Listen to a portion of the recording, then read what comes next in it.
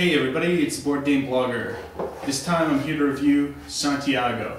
It's a great Euro-style game with heavy negotiation, produced by AMIGO. Also, Z-Man Games has their own release of it, and game box time suggests 60 minutes, though this is a game with a lot of negotiation, and I find there's a lot more table talk going on because of that. And most games run about the 90-minute mark. The game comes with an excellent color rulebook.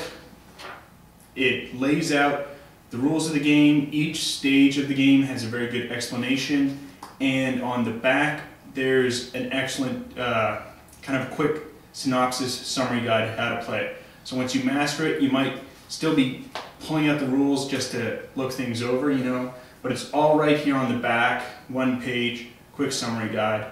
I find that's very effective. I wish more games would be doing these quick, like overview summary guides.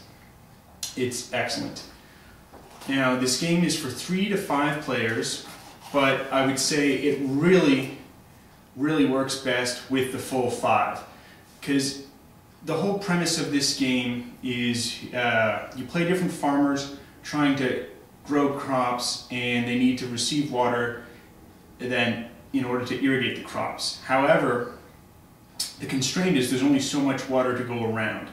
That's where the really neat mechanic is, and it forces a lot of fun interaction.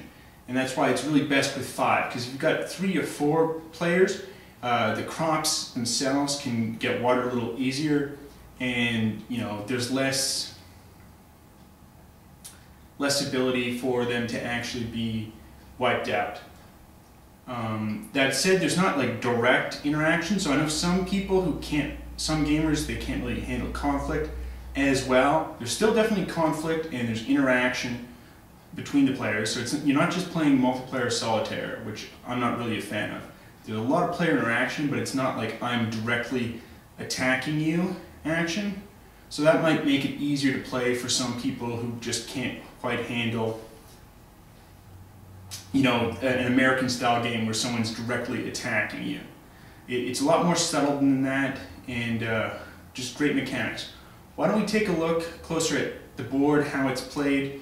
But I really highly recommend this game for anyone who likes a Euro-style negotiation game. It's excellent.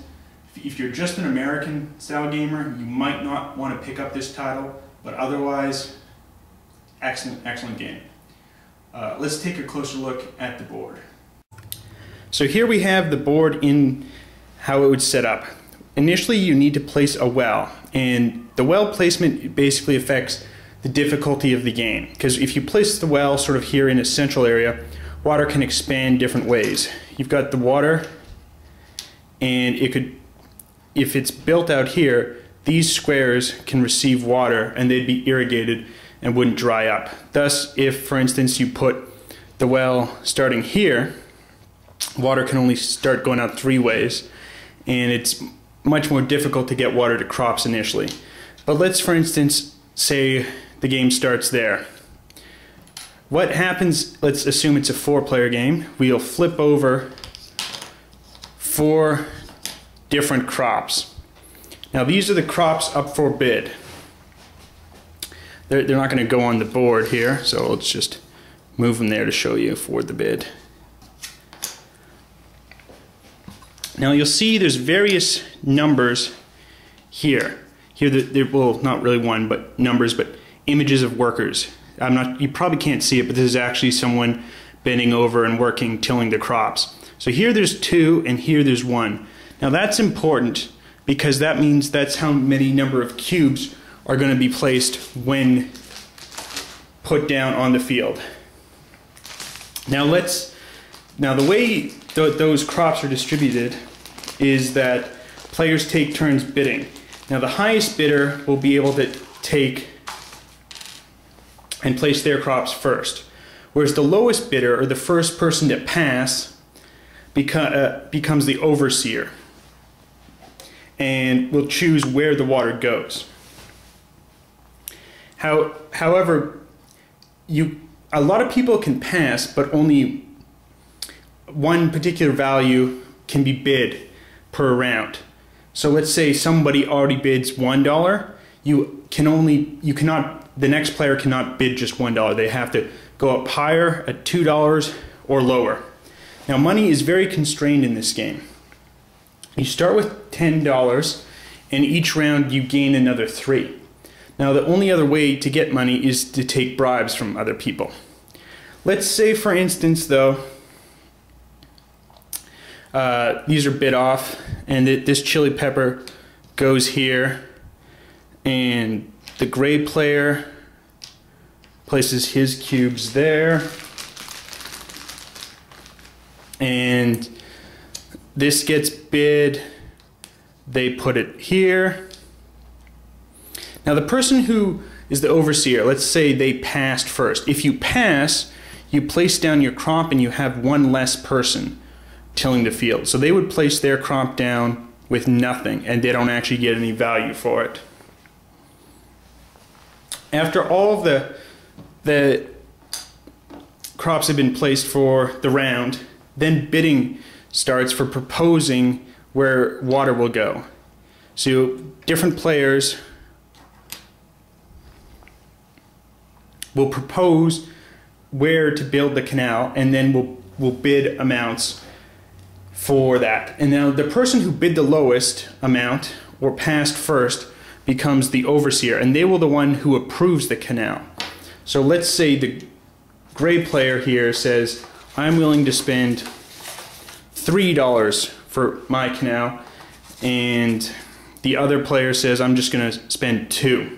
Now the overseer can take either of those deals, or they can build the canal themselves wherever they want for $1 extra on top of the highest bid. But that would come out of the overseer's pocket, whereas right now the overseer can take the cash. That's where things get interesting, because there's a lot of debate. You know, people can add on to each other's proposed canal bids to try and ensure the water goes where they want it to go. And so the overseer has a lot of power that way. And it's a lot of fun because, you know, you're trying to convince the overseer to do something, other players are trying to do it, and you're just butting heads all over the place. It's just a lot of fun. That's where the constraint is. So let's say, for instance, the overseer decided to accept the gray player's bid. Overseer would get $3. This $2 would go back to the person who proposed the bid. They don't lose it. And then the water goes here.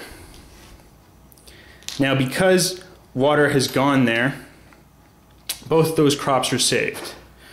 If, for instance, however, the overseer chose here, while this crop is saved, this one's not, and it will lose 1. But back on this issue, let's say it's here. Once a crop loses everything, it gets turned over to desert, and it can't produce. Now, the way that you win the game and score points at the end is you times your cubes versus how many of that particular plant it's worth. So right now, 1 gray cube is worth 2 points because there's 2 hot peppers there. If there was another hot pepper all connected, then each cube's worth 3 points. So the whole idea is to build a vast crops with all of the same crop connected. And that's where the tension comes in, because you're trying to save your crops, and it's just a really great game. I think if you're more a player who doesn't really want to negotiate, does not like, you know, the table interaction, this is not a game for you. If you want to just do your own thing, you know, just build your own private economic engine, this is not a game for you. But if you... What we've got here is failure to communicate. Some men you just can't reach. But if you want a lot of player interaction, a lot of backfighting, kind of a lot of ganging up on someone, or you know, people proposing, you know, deals of expediency, if you will, to just save the right crops, the right time. Because sometimes, for instance, let's say you want to save this crop. Well, let's say that Gray had built that here. What they want to do is keep this all populated, depopulate that colors, and then put the water there just in time to save it, because they don't want this turning off and turning to desert, because that'll decrease their own value. So there's a lot of strategic moves that can occur in the game.